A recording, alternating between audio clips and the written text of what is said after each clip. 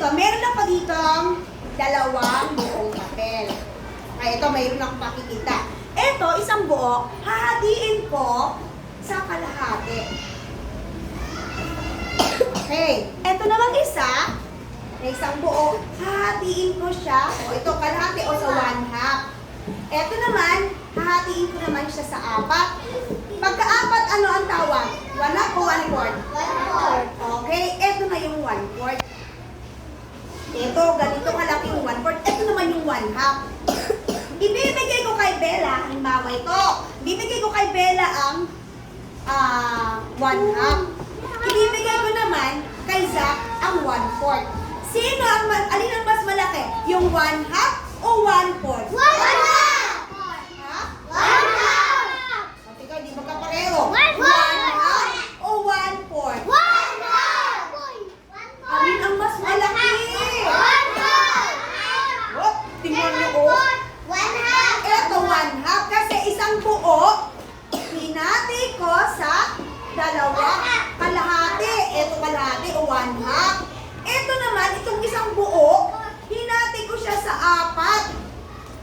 Alin ang mas magiging malaking parte? Ito kay Bella.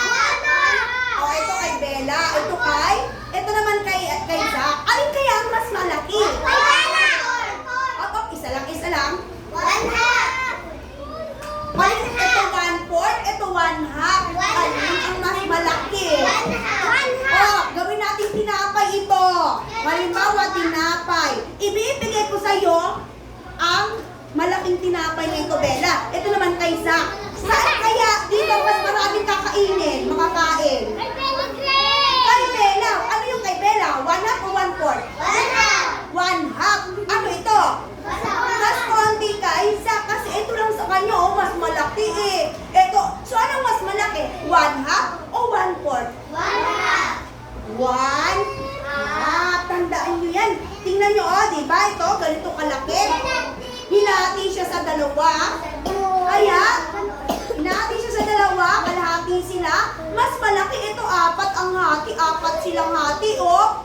Maliit siya. So, ang mas malaki ay ang 1/2 o, ano mas malaki? 1/2 o 1/4? 1/4. Oh, okay na ha? Parehas na sagot. Ano ang mas malaki? 1/2 o 1/4? 1/2. Nakuha na. Isa pa. 1/2 o 1/4 yung mas malaki? 1/2. Okay, tingnan mabuti dito. Ito ay 1/4. Ito ay 1/2. Alin kaya ang mas malaki sa kanilang dalawa? 1/2. Okay. So, ang mas malaki ay ang 1/2. Itatapat natin yung bunganga, bibig ng buhaya doon sa mas malaki.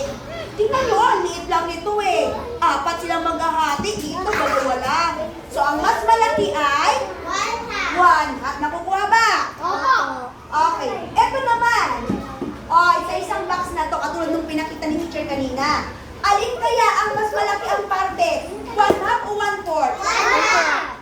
1/2? Kasi kalahati yun. Eto sa number. So, ang malaki ay 1/2. Tingnan mo naman dito.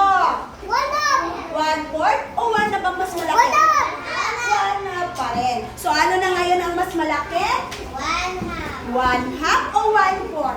1/2. Okay, naintindihan na po na ang mas malaki ay 1/2 kesa sa 1/4. So, naintindihan? Opo. Kapag bibigyan ka ng isang pizza, hahatiin. Pag hinati yung isang pizza, anong gusto mo? Yung kalahati ba o 1/4? 1/2. Yung 1/2? Sino dito yung gusto niya yung 1/2? Siyempre, di ba, pag kakain, anong pinipili natin? Yung mas malaki o mas maliit? Siyempre, pag gusto mo, mas malaki. Halimbawa, may 20 pesos ka. May 20 pesos. Hahatiin ang 20 pesos sa dalawa. Hahatiin. Ito, teacher, Yung isa namang 20 pesos, pag hinati ang 20 pesos sa dalawa, ilan kaya? Tag-ilan kayo? Pag dalawa kayo maghahati? 10. Kung 4 kayo maghahati doon sa 20, gawin hatiin sa 4, tag-ilan na. So, sino mas malaki? Hatiin sa dalawa o sa hatiin sa 4? ng mga sarili. So alam na natin ang mas malaki ay 1 half Sige ka. kesa sa 1/4. Naintindihan? Opo.